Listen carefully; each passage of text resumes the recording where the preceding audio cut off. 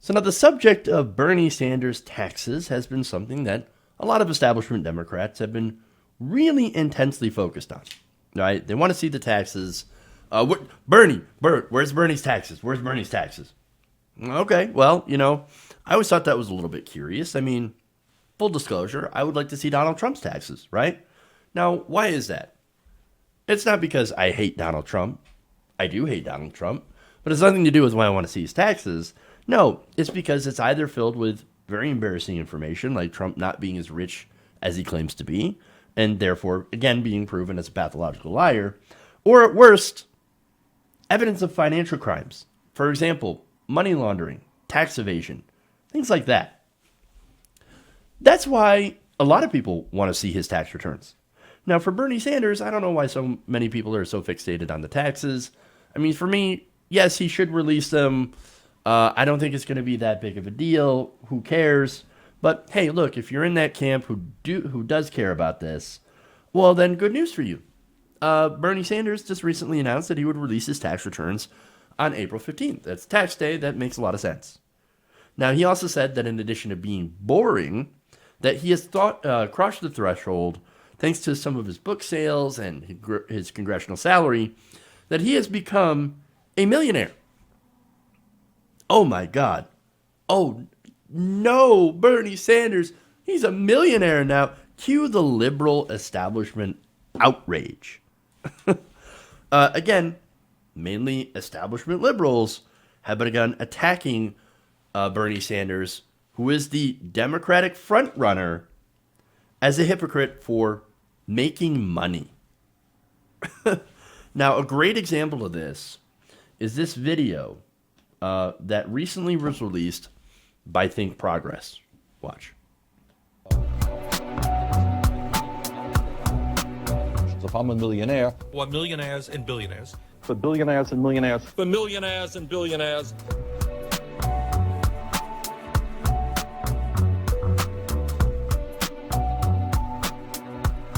A proliferation of millionaires and billionaires.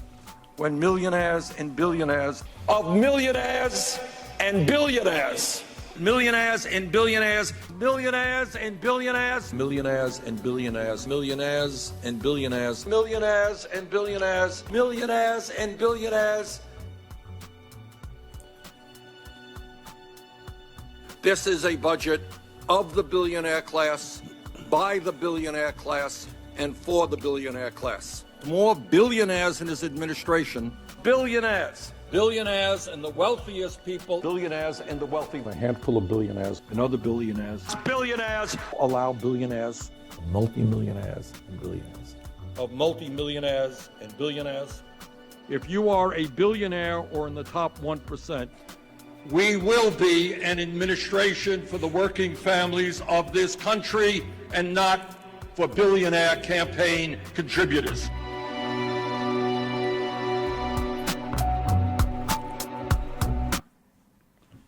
Oh my God. Can you believe it? Bernie Sanders is rich, and he's still talking about millionaires and billionaires. But wait. He's only talking about the multimillionaires now. Oh, so now that he's a millionaire, he's changing his rhetoric. Really? Really? Now, are you telling me that Bernie Sanders can't actually go after billionaires and millionaires or multimillionaires because he makes money? It's ridiculous. Just because you have money doesn't mean you can't criticize the system. See, but there's this whole idea like, oh no, you don't understand. Leftists, well, they hate it when people make money. I can't stand it. And they don't think anybody should be able to make money. Now, look, I believe billionaires shouldn't exist. I think that's a fault of the system, right?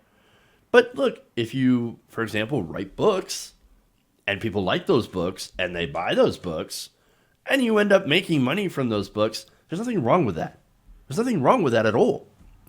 You can criticize the system. And by the way, he does a lot of criticism of the system. And not only that, but he actually wants to change the system. What's wrong with that? Look, Bernie Sanders did not get rich by, for example, giving secret speeches to Goldman Sachs. He did not do that. He did it by selling books, right? Now, not only that, but look, on the speaking fees, right? Bernie Sanders does get speaking fees. Guess what he does? He donates a majority of those to charity. So he didn't get rich by also paying workers a low wage. No, his campaign is actually one of the only, if not the only campaign that's actually unionized. Now, there's another candidate that's actually doing something positive for their staff. That's Julian Castro. Either he's allowing unionization or he's at least paying his campaign staff a living wage, which, look, he gets credit for, right? And give him credit for that. Bernie Sanders is doing both. So now where's the hypocrisy? Bernie Sanders, he's rich. He's criticizing rich people, but he's also rich. Yeah, but guess what? His own policy positions that he has taken would place him in a higher tax bracket, which means if he wins and gets policy passed, he will be taxed more. Wow. But good. Look, it's not about this. It's not about, the taxes. It's not about he's a millionaire, whatever. No, what this is about is that the Center for American Progress, who, basically controls ThinkProgress, hates Bernie Sanders. And you know who heads the Center for American Progress? Neera Tanden. Neera Tanden is a vocal Sanders critic and a former supporter of Hillary Clinton. And so Neera Tanden, again, she stopped criticizing Bernie Sanders and says, oh, no, I haven't picked a candidate yet. And let's not attack Democratic candidates. And then right after that, here's ThinkProgress literally attacking the front runner and saying, oh, you can't criticize rich people for also being rich, which is ridiculous. Now, here's the thing, right? The Center for American Progress is a think tank, right? We knew that. Now, CAP is funded by big corporate donors. I wonder why they're attacking Bernie Sanders.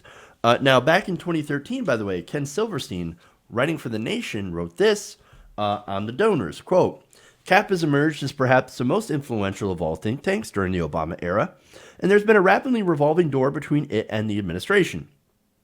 CAP is also among the most secretive of all think tanks concerning its donors. Most major think tanks prepare an annual report containing at least some financial and donor information and make it available on their websites. This is according to CAP spokeswoman Andrea Pearce. She says the center doesn't even publish a financial donor disclosure list. That's fascinating. Now, they also note, Silverstein does, after growing rapidly in its first few years, tax records showed that CAP's total assets had fallen in 2006 for the first time, from $23.6 million to a total of $20.4 million. Now, assets had started growing again in 2007 after CAP had founded the Business Alliance. So they started losing money, right? They're a think tank. They require money to function, apparently, and fund their initiatives. And so when you see your income start to go down, you're like, oh, crap, we need to find something to help us out. Now, instead of reaching out to regular people, maybe possible, small donors, instead, they founded the Business Alliance. Now, what is a Business Alliance? It is a membership rewards program for corporate contributions or corporate contributors.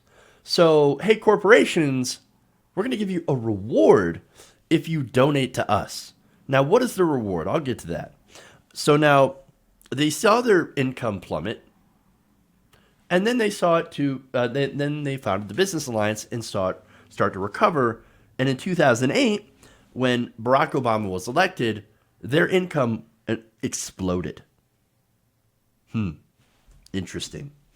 Now, the donor pitch describes the Business Alliance, and here's more information on that, as a, quote, channel for engagement with the corporate community that provides the opportunity to collaborate on common interests.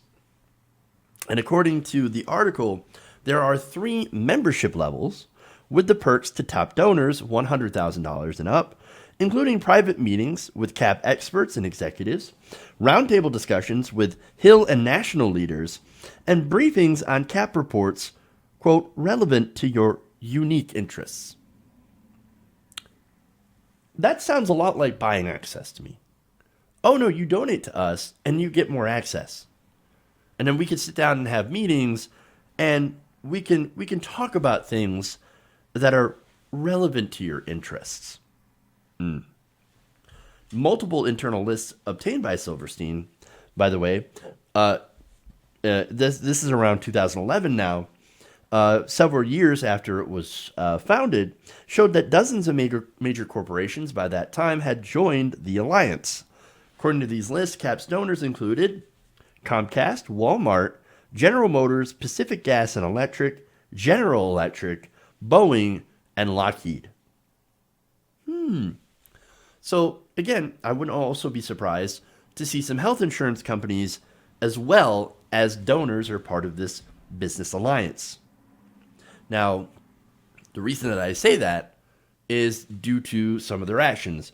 Now, the Center for American Progress recently unveiled a new plan for healthcare. Now, that plan keeps private insurance and creates basically what is known as a public option. I believe it was Medicare for all for some or something. I think Medicare for all extra or something like that. But again, it's not actually Medicare for all. It is basically opening up a public option. Keeps the private insurance companies. And so,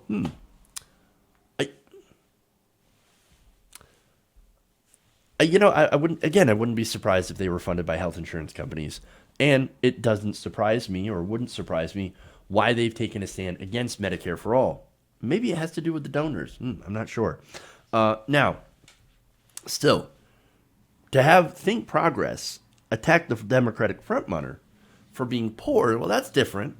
That's something that we've never seen before. And look, I understand if you want to criticize policy. I'm in favor of that.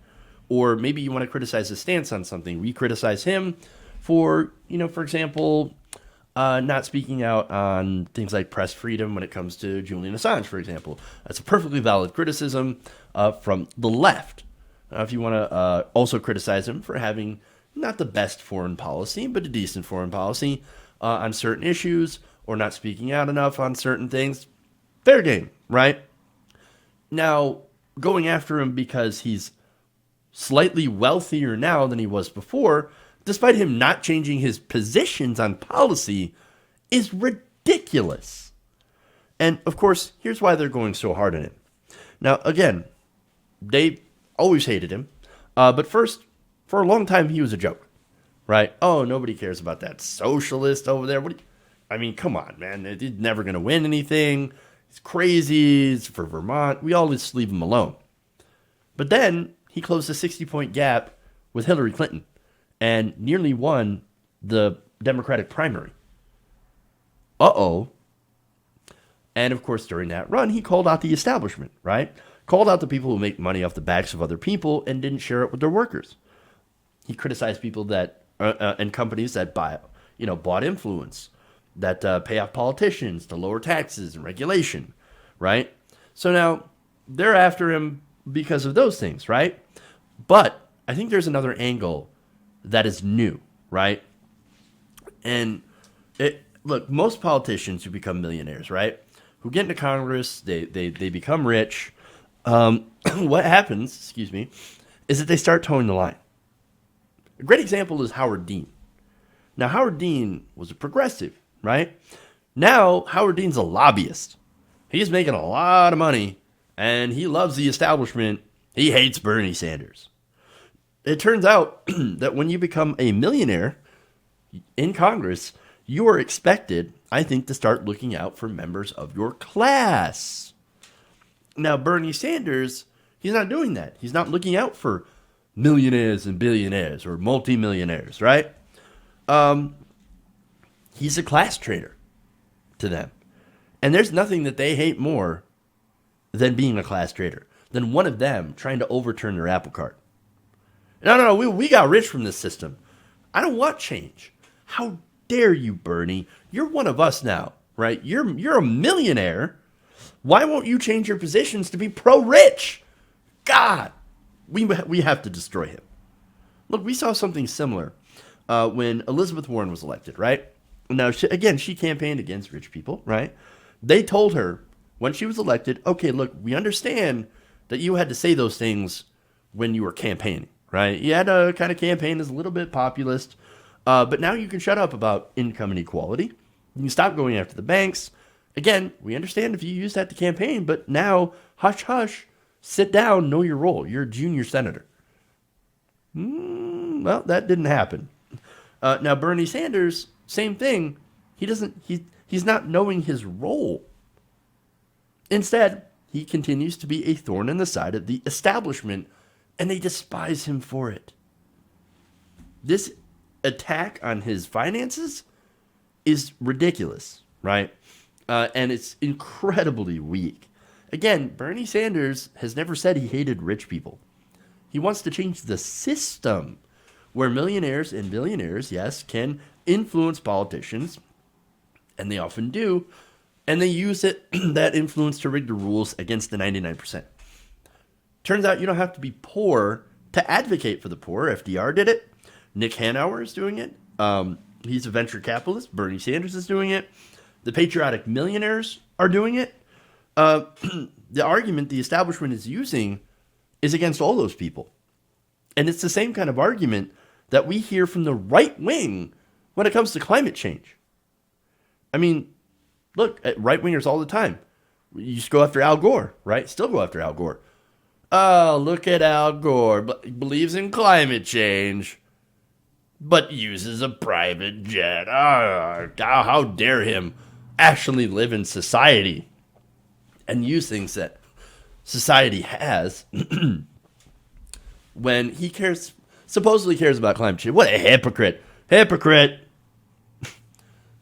Oh, look at that AOC Green New Deal, but she's driving a minivan.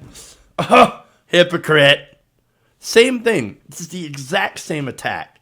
Exact same attack. It's disingenuous. And it's something that the old ThinkProgress, before all this corporate donors and being basically establishment shills, would have called out. They would have called out. It is really super sad to see how far they have fallen since that time. Hey guys, hopefully you enjoyed that free video. Now I'm going to have to ask you a favor. Between the demonetization and the YouTube algorithm messing around with view counts, etc., we're having a hard time adjusting to the new YouTube reality, which is where you guys come in. See, we have a Patreon, patreon.com/TYTNation, set up to help us rely on you guys, the viewers, instead of big corporate ads. Look, you know the show. You know I'm not in favor of big corporations anyway. So help us transition away from relying on the ad model to pay the bills and sign up to be a patron, patreon.com/TYTNation. That goes a long way to help us keep the lights on. And you guys will know that you're supporting independent progressive media.